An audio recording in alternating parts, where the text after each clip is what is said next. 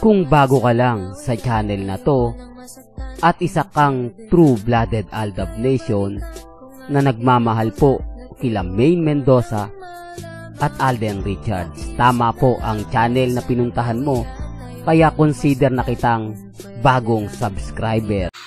Welcome back mga ka-Aldab. Ito na naman po ang inyong lingkod, si Mr. Destiny.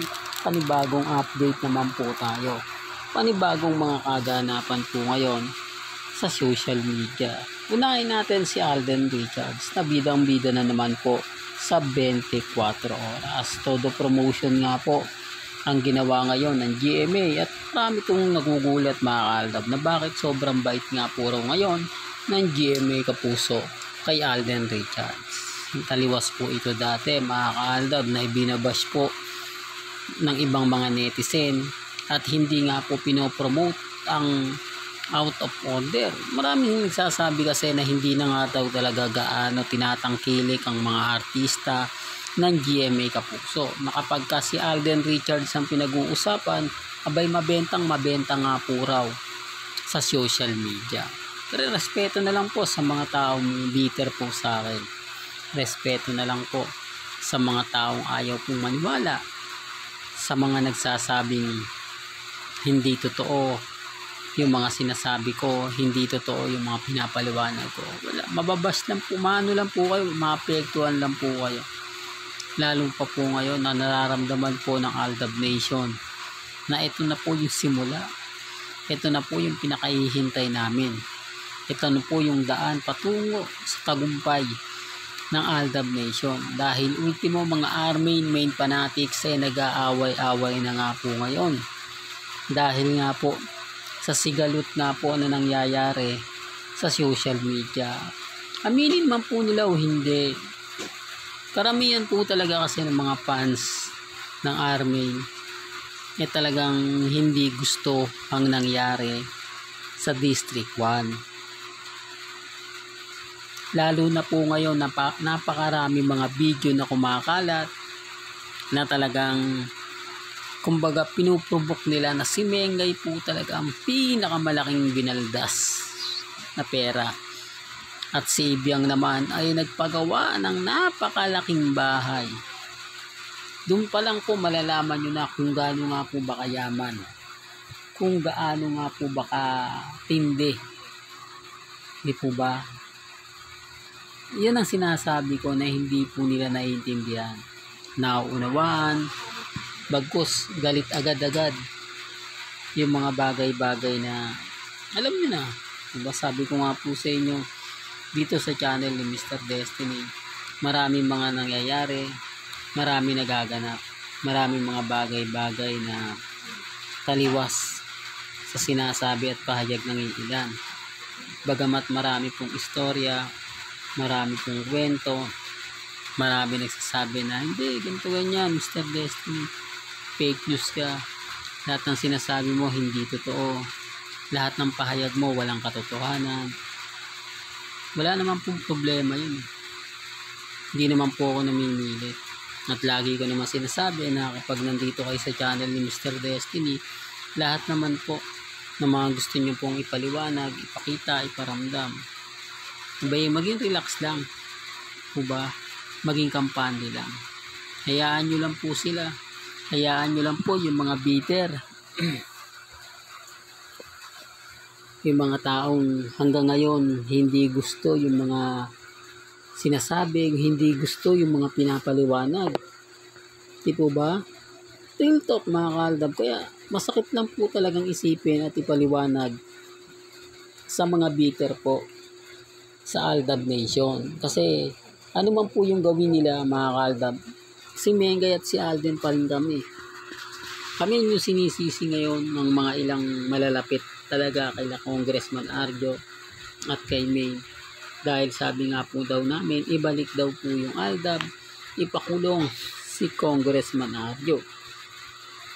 Mabibilang nyo naman po mga ka-Aldab yung mga taong nagsasabi ng totoo at nagsasabi ng fake news. Sa dami po ng galit kay Congressman Arjo, nakikita nyo naman po na sobrang affected si Mengay. Damay talaga si May. talagang lahat ng mga tao ngayon nakapokus sa flood control project, kung makukulong nga po ba o hindi si Congressman Arjo, kung magbabayad na po ba o hindi, kasi sinasabing hindi naman daw po pwedeng imbestigahan ang isang congressman, lalo na nga po daw kapag may mga ganitong bagay. Yan galing po kay Pampilo Ping Lacson, na kung saan siya nga po ang kumbaga presidente o Senate President ano ba yan, kumbaga siya po yung Senate, kumbaga President sa Blue Ribbon, kumbaga siya po yung may hawak. Pasensya na po kayo, naguguluhan tayo. Siya po yung may hawak, kaya nga po maraming kwento naglalabasan, maraming mga haka-haka na kung saan si Mengay nga po yung napuputukan. Sinasabi nilang mawawala na nga po sa Itbulaga. Pero ang Itbulaga no show pa rin po kung gaano nga po ba katotoo yung kumakalat. Hindi naman lingid sa inyong kaalaman yun. Sabi ko nga sa inyo mga kaaldab, kapag napanood nyo at nakita, doon nyo lang masasabi kung gaano nga po ba siya katotoo o fake news lang po ang lahat. Dahil sinasabi ng iba, imposible daw pong mawala si Mengay sa Itbulaga dahil siya lang naman po ang nagpapasaya, talagang mabibigyan po ng effort. Taliwas po sa sinasabi ng iilang pong kritiko.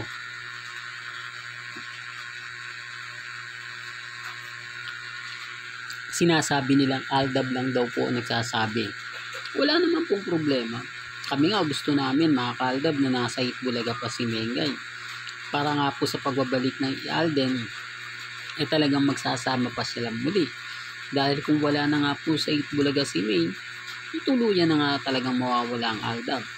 Pero tuluyan na nga po kami magiging masaya dahil sigurado 101% aamin na nga po yung dalawa, dahil wala na nga po sa Sarsuela at hindi na nga po ito magagamit pa.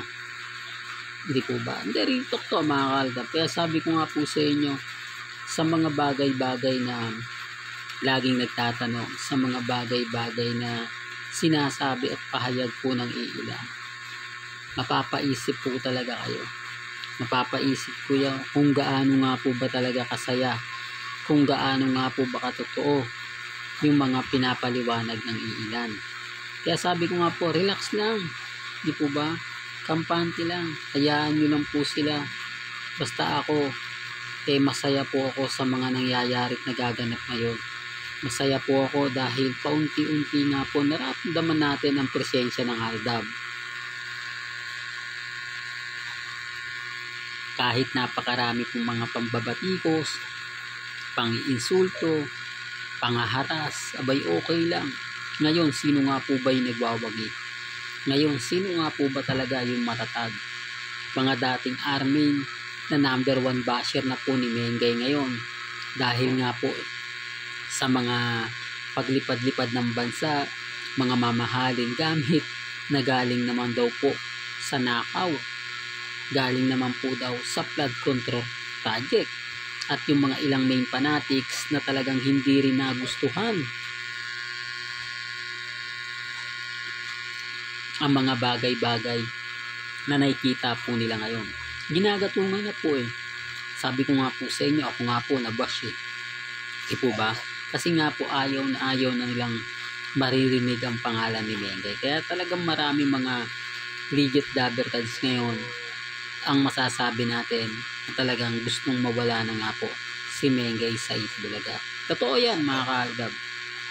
Inaamin natin mga kaaldab na malulungkot tayo, isa po sa malulungkot ang Aldab, pero wala andun yung galit na hindi pwedeng mawala, galit ng mga taong naapektuhan ng flood control project, lalo na nga po yung mga taga District 1 ng Quezon City.